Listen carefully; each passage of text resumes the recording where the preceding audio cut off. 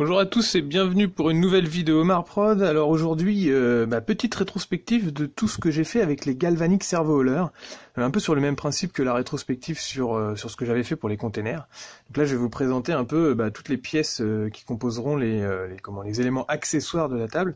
Les gros décors étant sur ce concept de table les containers, ils seront adjoints avec des petits éléments, donc tous les petits Galvanic Servo Hauler qui seront éparpillés un peu sur la table.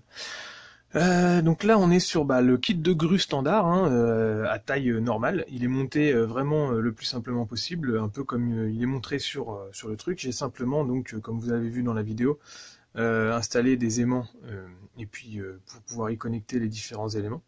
Donc celui-là, voilà, il est monté tel quel. Bien sûr, il se pose sur son palan, son espèce de rail là. Et le rail, j'ai gardé l'architecture qui servait à son injection, c'est-à-dire cette petite zone qui va me servir certainement à faire un mini plateau, et ça me servira à faire les arrêts.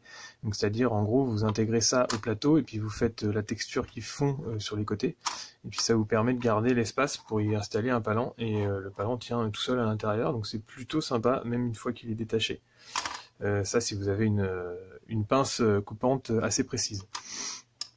Donc la grue s'installe dessus. D'ailleurs elle tient pas très bien, peut-être que le palan aurait pu être mieux fait, enfin je sais pas comment c'est, mais bon, voilà, il tient comme ça, si on la touche en jeu, je pense qu'elle tombe. J'ai fait ça, j'ai fait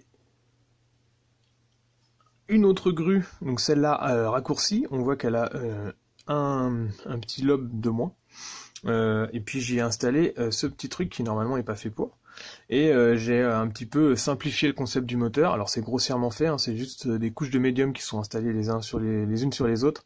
Et puis ensuite j'ai rajouté un peu de rabio par-dessus. Ça fera la blague une fois que ça sera peint. Et par contre j'ai eu le problème, en fait la grue standard est équilibrée donc de chaque côté, comme quoi Games Workshop fait bien son boulot. C'est-à-dire que le moteur que vous placez à l'arrière équilibre le porte-à-faux qu'il y a avec le bras et sa longueur, alors que si vous le raccourcissez, forcément il n'y a plus assez de poids. Donc j'ai dû y installer des petites rondelles que vous voyez ici pour augmenter le poids de la grue et qu'elle tienne bien en place. Donc voilà, donc là c'est bon. Donc je l'installe à côté de l'autre. Après j'ai fait celui-là. Donc là c'est pareil, c'est plus ou moins le concept standard montré sur la notice de montage, sauf que j'ai pas placé à l'arrière. Normalement on peut y placer le petit truc, là j'ai coupé un truc, et puis j'ai modifié la pince. Alors tout ça c'est bien sûr sur aimant pour pouvoir s'installer sur les autres modules. Après j'ai fait le petit tracteur standard avec sa console de commandement, et l'autre console de commandement sur le second kit je l'ai gardé, donc parce que ça me fait un sacré rabio. Cette espèce d'ordinateur il est quand même cool. Donc pareil, il peut recevoir un autre truc avec un aimant ici. J'avais fait il y a longtemps ce petit truc là parce que j'avais eu cette base de tracteur. Par contre j'avais absolument rien d'autre à côté, donc du coup j'avais dû récupérer des roues sur un kit Revel. Ici ça c'est les cheminées du kit Armiger parce que le mien je l'avais modifié, et puis là c'est du rabio, donc j'avais fait un petit truc mobile comme ça. Donc voilà, ça fait un deuxième petit tracteur on va dire. Troisième petit tracteur sur le deuxième kit que j'avais eu. Donc ça vous en avez vu la conversion. J'ai fait donc une sorte de transpalette avec un truc de palette qui monte et qui descend, enfin qui est donc mobile, et une petite plateforme à l'arrière.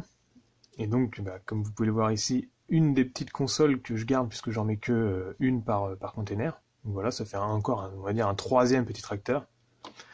Et tout ça, bien sûr, il y a ces petits bras qui vont dessus, donc ils peuvent se coller sur l'un ou sur l'autre. Donc par exemple ici, ou alors sur celui-là, voilà, comme ça. Et puis après le gros sujet du truc, c'était donc le train. Alors je vais vous faire un peu de place, c'est-à-dire que je vais virer tout ce que je vous ai montré là. Hop là.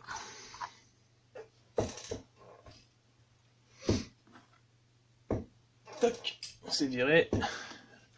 Donc ça c'était le train, on va dire la grosse pièce centrale du plateau, qui va s'installer un peu comme un train fixe, peut-être un peu cassé sur les côtés, je verrai comment je vais le peindre, et au milieu des containers. Donc il a ces deux ces 2 volumes que j'avais récupérés donc en pièces détachées via différents sites. Et puis l'assemblage, vous l'avez vu dans la vidéo.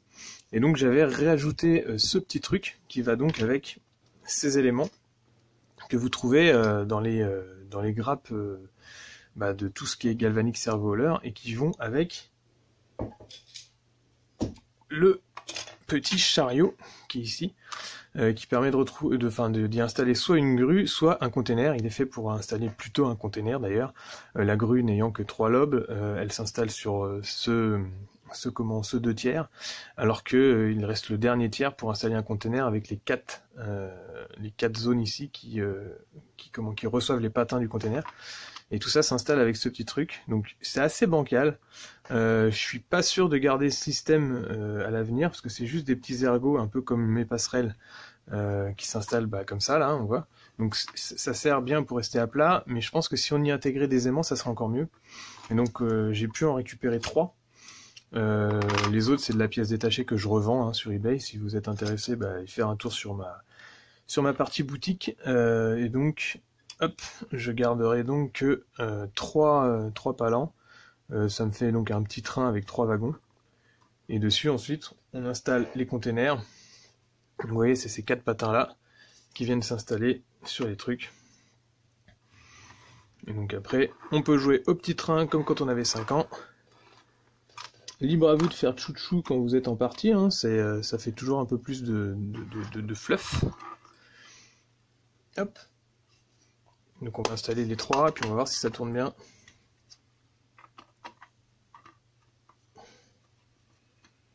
En plus, le fait de faire tchou-tchou, ou alors ou pan-pan quand vous tirez, ça déconcentre l'adversaire, ça c'est très bien. Donc vous voyez le petit train, donc 3, je pense que ça suffit.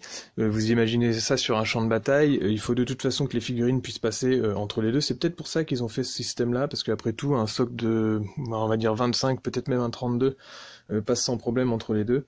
Donc du coup, en partie, si vous le mettez tout droit, ça peut vous permettre de faire un truc qui est relativement jouable. Pour une bataille. Donc vous imaginez ça installé en plein milieu du champ de bataille, et puis ensuite tout autour toute une série de containers installés. Donc je pense que la table sera sympa.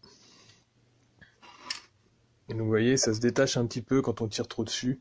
Donc je pense qu'à terme je serai peut-être soit à coller, mais bon c'est quand même un peu dommage, soit à carrément mettre un petit aimant pour que ça soit un peu plus cool. Donc, bref, voilà pour l'ensemble de ces éléments. J'espère que cette vidéo vous aura plu. C'était juste une vidéo rapide de présentation de ce que j'avais fait avec les différents modules. À bientôt à tous, merci de me suivre, c'est hyper sympa. Et puis n'hésitez pas à également venir me voir sur Instagram, Facebook et mon blog.